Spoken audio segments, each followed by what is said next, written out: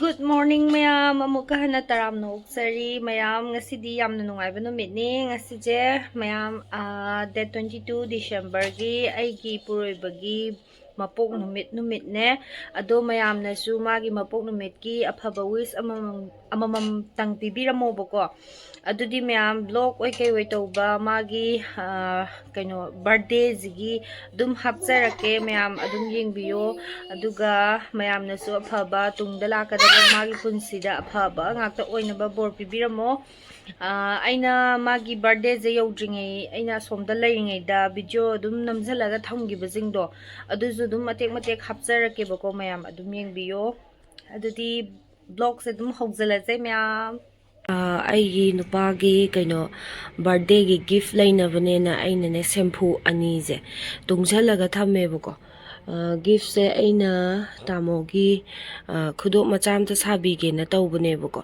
nupana dum gift se anambana pidanako kaigumba khiram khuding makta ada aina sum ai ju sum khaji tungjalaga aigi sijanaga daba sum paisa pibudo adudagi paisa budi magi nebako haidi mana tanjarakpa paisa na dum sadoini chap manebako paisa gi budi aina sururaga nomuraga talubadi natebako adu oraga ju mana adum yungi khorsa pursa pochai lainabagi sum pibudo adudagi aina sum khaji sum tungjala thambaneba sida laire ufunga kare ado aina sidana khara yamna yawramganebako sidana kona hapaneba sina hanbanebako ado ai sije ngasi kaino tawge lauthokke aduduga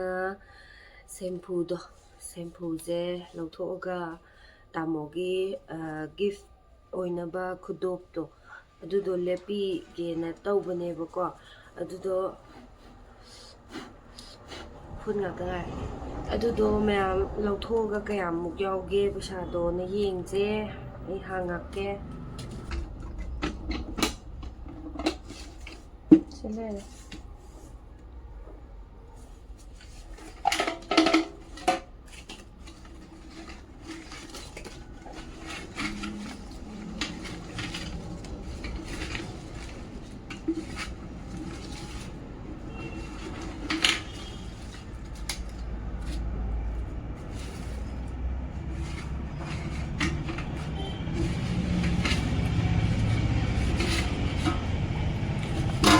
ahanba horakpada hapa lupa tara ani ne sise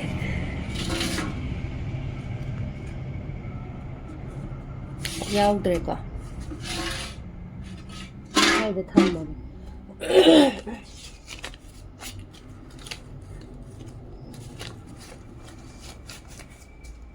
phun ngata ngai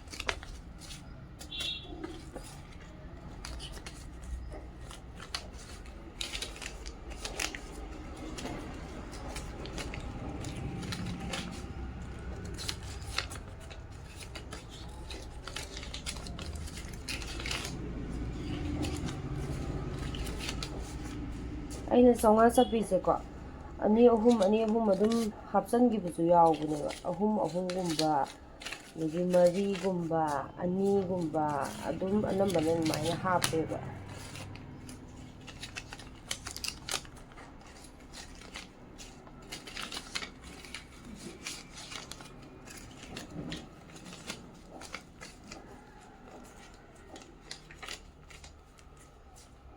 songa sapijing hana lokhat ke taw to mari manga gumba ga yaw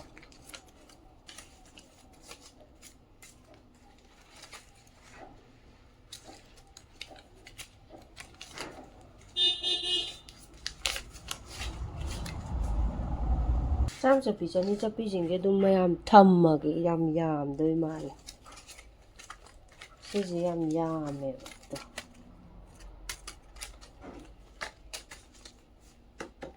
adudi mayam ai thirage aduduga sijingga dum hapjangrage kaiginoda siji yam yamebako aduduna aina laige khaliba aina lawge khaliba poto sijina konarane baduna sije dum hapjangrage chani chan chapi jingge dum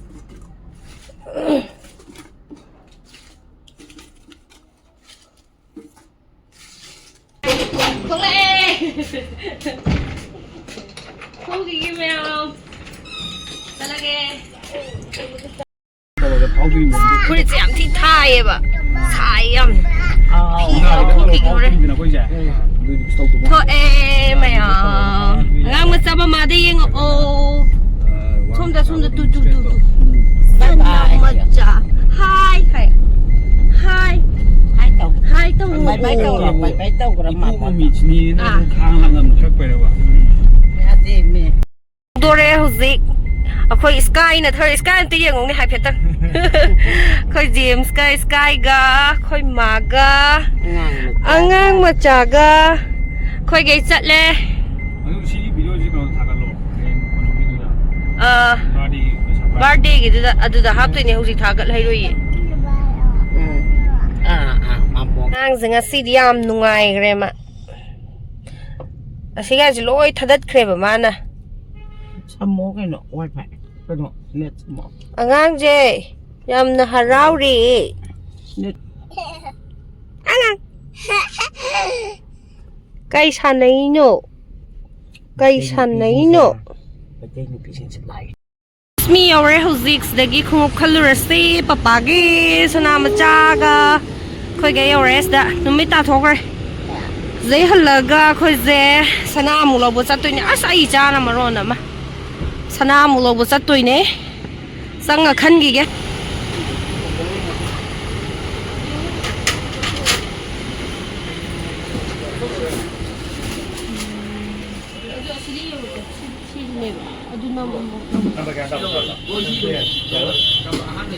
Ni bai cái lấy đuôi xe, đuôi yên kì. Em muốn tung ra là đi hi cái tung rất mà nè. Nhà ni sao?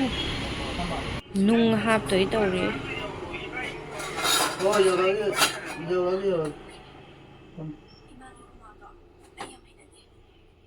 Siju angangi, lobi again. Siju sabi bene. Khongji zina san kya orage da? Sina nipan, sina manga. Ama do kaya no paron. Ani ga chaning ama oi hai. Ngahari sipkak te tara pirama ban.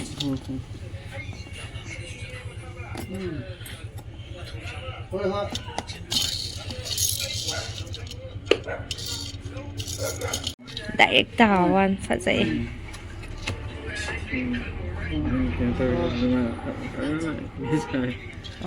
Thì đây tên này sao mà người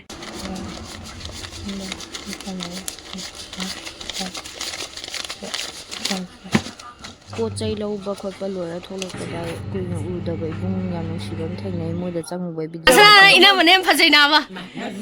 Ina mà gì đã sao nem ôi giờ lâu đấy. Là yang bây giờ lâu mà phải rồi. Mà sang chỉ cái điểm chán nữa thì, mà sang chỉ cái điểm chán nữa thì. Angang masa, 이게 masa cái gì? Angang masa chứ udah iba. Tuh angang. Mukha na taram na uksari ngasi di ako'y sa birthday numit niyo ko aduna khara kesal le myam aduga ako'y ze hujik se cake lo ba chatluge cake lo rage duduga yam simple oina dum torni yumda dum torni ko ibani thurage loishalle adum matek dum hapcharake myam khara kesal le ngasi di silai re cake lo re mi yaw de ba khoi khatane ba aduduna sigai thongani duga cake macha am ka aga dum yam simple loina ok si yam nang na thongani duga yin jina yam kang na ngawrani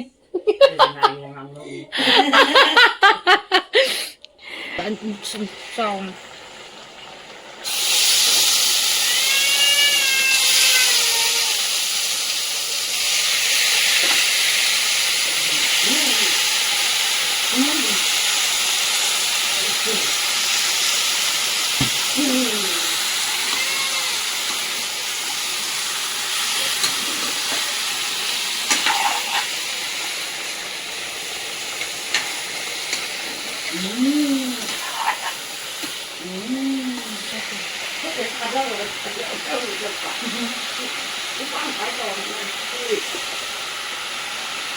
나는 많이 먹었어.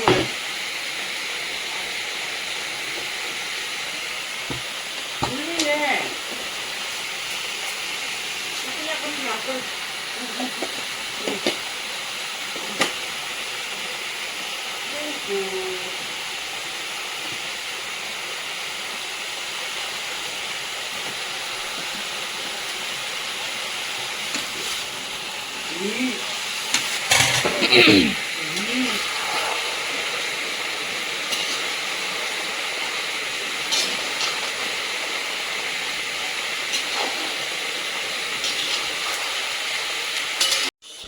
Lagi dua apa? Ya udah bro. 필요. 하나 필요. Ya. Gái đi rồi.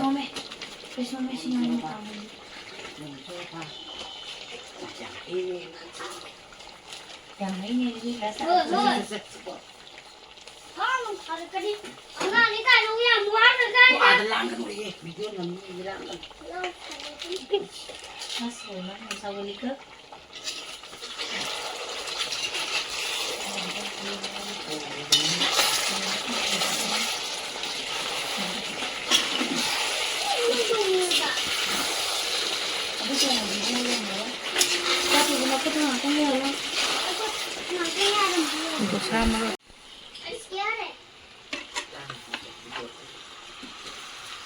강리 땡친 레고. 알루 엄마 하빠면 가이도. 하고 시 그냥 이거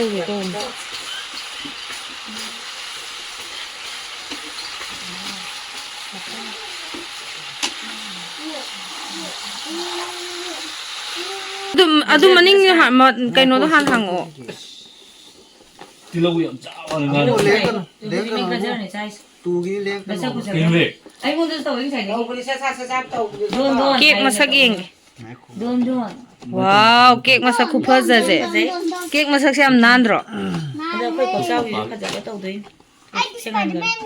Ayya. Pagi ay kamambol. Khoi bo hog le auji. Iya ta ba. Khoi mas le. Don ke jian si. Ibungo la o. Happy birthday. Am kan dia ro. Happy birthday to you. Kiji am ko kak na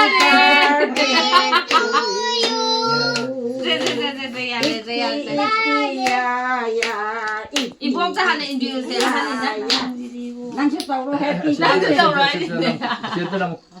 Magkuha ko jom. May. Thank you. Ay si di ba. Ang nga mat. Piroy. Ang dami ko ba. Sau. Ma, ayun na nilang tiya. Masa ini. Matsada na yun, Lidia. Happy birthday to you. Happy birthday sa trapo mai. Bunga. Bunga. Masa 손들어. 난좀 손들어. Karo din na to ilalo. 가로 되나. 루이타 모다 일로. Ya. Ilalo. Dati pa imailo. 동네. Si ko. Ay di ko ka na kura. 비유 하이 잠마지 하이다 루지디. 먹고 제 비유는. 마음 Cake yung hawa nila. Wangjing di lang mo ni ba si Jen? Wangjing mek to. Kende. Well, pamek mo na ito. Haw ko ne. Adu ne mo e no. Abong mo ilaw yan eh. Law ina. nang ilolo. Ay di ro yan nan da sinda. Dede ba lang keso pidra ba? Nagtuntok po tayo. Ilehe. Yang sa usang ko mo roze. Samuli. Mayama de. Ko imbero mal. Ay, ko. Mo ji mi cham khai nai. Khai nai ko mo ni dia de. Ai dai ki ko tong dam ne mai ji ke. Engun da wila. Ibu ngo tu kola sabi ni. Ibu ngo. Adu ninggaya ni na ko do ren. Ingwe. Hore bilang kak seba. Engun da wila. Ya ni si 좀 일로 오야 래. ang ini na. Ya de ko mo ya de. Mitang ile. Ano mai? Ay, sabi ya. Ito mo. Sikap thakese, sikap thakese. Kanao no. Akoy oral pepe to magi khara pu bidun. Pu. James sumta. Ay give am tabi how James nim tabe. Che. Khar khitang ni cha Ay give pige. Give pige. Give. Nami usalo. ni san na ya nang hapo Ye ta si doi ra koi ta si doi ra. ye to di lon full lo Koi da siuse. Aina aigi khudom bi da kaino taraga na olaga tawbane ba. Sabra. Chagadra khangde. nang khudum ni gai khuyai ga chap mana ne chaw Ai khui kamaga hafet mana bane ba. Ay ko ko. Ajabra. Pambra. Ay jo give am bidun. Aina sempu tungalaga sari. Pambra. Thank you. Aduh, kongkel lah ya.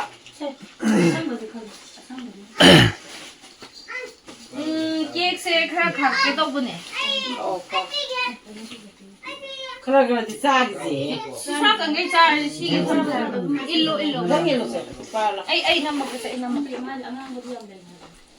Si tupi lo mo kadala. Angang batu yam. Lauthok bana phan. Sto da ba. Just talk. Asi upu je lon sa lo kai gino. Amat ko. Ngai ko. ngai ko Wow.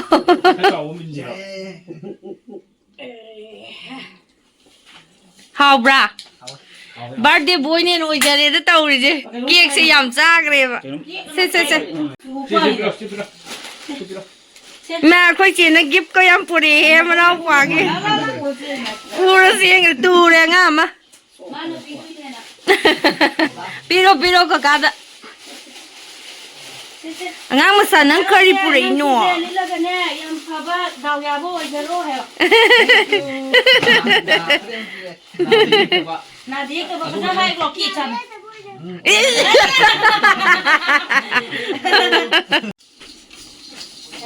China tamo hoigi. Na akhoi maga aiga khuchega khogi chana ba.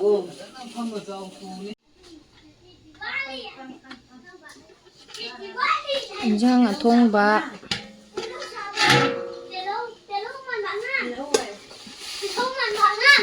Thong ba.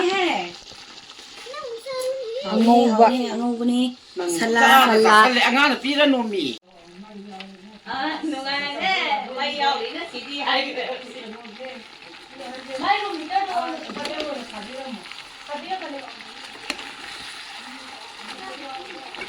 Tamogi happy birthday no mi se. Moi di machin manau khak tawe ba. Sina phare duna. Moi ni gat leina mai phu ma putho ha puthe haraga. Oh mai khutik lai no. Aina suma hai ba as ai di mai je tik ko su pa me pam ja den hai ba. Roje na mai khutik lai si je ai ko ma hai. Tar.